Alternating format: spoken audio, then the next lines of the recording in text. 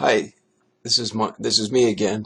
At the end of our class last Thursday, some of the students asked some questions about how we came up with this valuation of Magnavision. And so I thought I'd go through it and prepare this video so that you could watch it at home. So I've got this spreadsheet up here, and it says you're given the current and projected free cash flow of Magnavision. Growth is expected to be 5% for each year after the projections.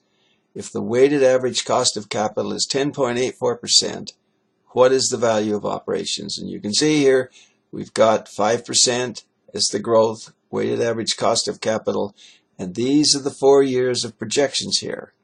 So one of the first things we've got to do with that is we're going to take the present value of each year's projected cash flow there. So we've got to take that. We're going to take that minus 18. We're going to divide it by 1.1084 to the first power.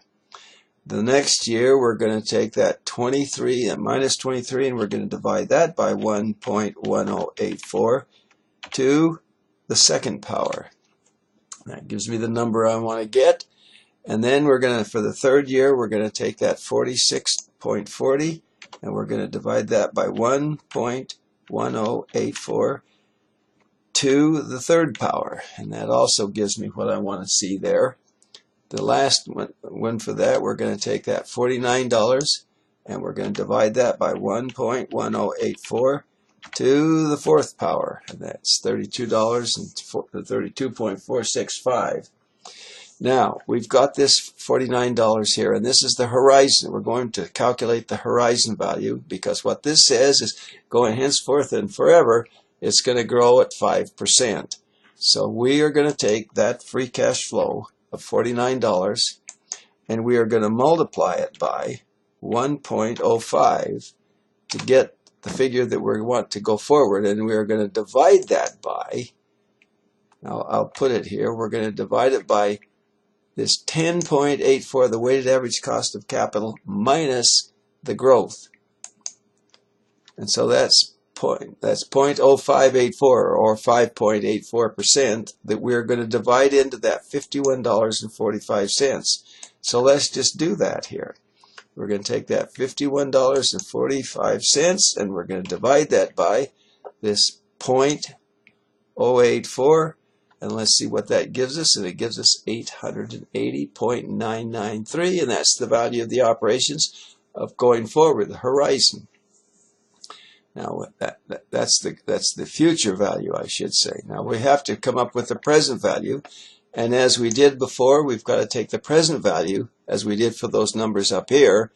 We've got to take the present value of this number here, and to do that, we are going to take 880.993, and we're going to divide it by 1.1084 to the fourth power. That gives us this $583.69. So it adds, and you add all those together, and it's 615.27. Now that's the value of everything except. So it comes down here to get the value. We've got 615.27, which is that figure there, and we are going to add that. We are going to add to that the value of the non-operating assets, which in this case is 63.0. So then we are going to, we've got all the debt, which is $247, and the preferred stock is $62. And the number of common shares is $100. So now we're going to take that 615.27. We are going to add the value of non-operating assets. So the total estimated value of the firm is $678.27. Then we've got to subtract the debt from it, because we want to get what the equity is. So we subtract the debt, we subtract the preferred, and then we come up with the estimated value of equity. And we have 100 shares, so we divide that equity, that estimated value of equity, by the 100 shares, and we come up with a estimated stock price of $3.69. So when you look at the charts down here, You can see the value of operations was 615. The value of the assets, those financial assets, was 63. So that total circular is $678.27. And then you've got the claims on that. So we have 369 is the estimated equity value. The debt is 247, and the preferred stock is 62. I hope this is somewhat clear to you. Work with it, and if you have questions, be sure and talk to me about it so we can spend enough time till you do understand it. I thank you very kindly. I'll see you.